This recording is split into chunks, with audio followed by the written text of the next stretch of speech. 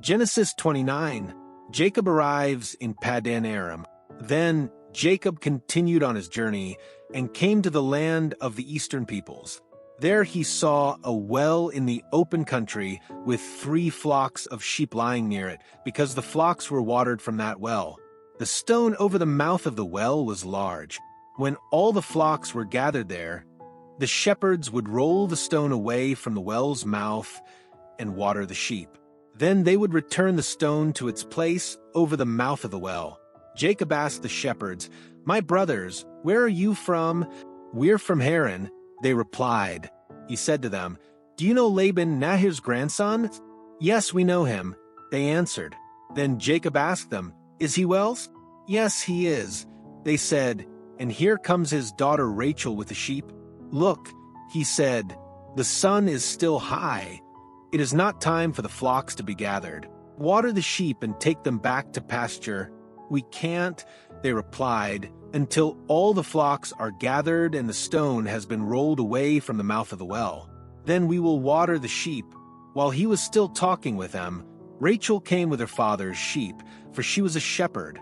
When Jacob saw Rachel, daughter of his uncle Laban, and Laban's sheep, he went over and rolled the stone away from the mouth of the well and watered his uncle's sheep. Then Jacob kissed Rachel and began to weep aloud. He had told Rachel that he was a relative of her father and a son of Rebekah. So she ran and told her father. As soon as Laban heard the news about Jacob, his sister's son, he hurried to meet him. He embraced him and kissed him and brought him to his home, and there Jacob told him all these things. Then Laban said to him, "You are my own flesh and blood." Jacob marries Leah and Rachel. After Jacob had stayed with him for a whole month, Laban said to him, "Just because you are a relative of mine, should you work for me for nothing? Tell me what your wages should be."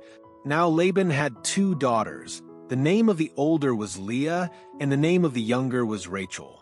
Leah had weak eyes, but Rachel had a lovely figure and was beautiful. Jacob was in love with Rachel and said, "I'll work for you 7 years in return for your younger daughter Rachel."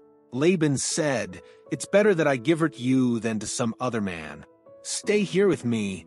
So Jacob served 7 years to get Rachel, but they seemed like only a few days to him because of his love for her. Then Jacob said to Laban, "Give me my wife. My time is completed, and I want to make love to her." So Laban brought together all the people of the place and gave a feast. But when evening came, he took his daughter Leah and brought her to Jacob, and Jacob made love to her. And Laban gave his servant Zilpah to his daughter as her attendant. When morning came, there was Leah. So Jacob said to Laban, "What is this you have done to me? I served you for Rachel, didn't I? Why have you deceived me?" Laban replied, "It is not our custom here to give the younger daughter in marriage before the older one. Finish this daughter's bridal week.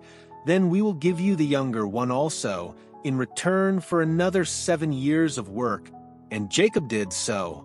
He finished the week with Leah, and then Laban gave him his daughter Rachel to be his wife.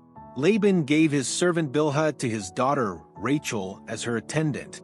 Jacob made love to Rachel also, and his love for Rachel was greater than his love for Leah. And he worked for Laban another 7 years. Jacob's children. When the Lord saw that Leah was not loved, he enabled her to conceive, but Rachel remained childless. Leah became pregnant and gave birth to a son. She named him Reuben, for she said, "It is because the Lord has seen my misery. Surely my husband will love me now." She conceived again, and when she gave birth to a son, she said, "Because the Lord heard that I am not loved, he gave me this one too." So she named him Simeon.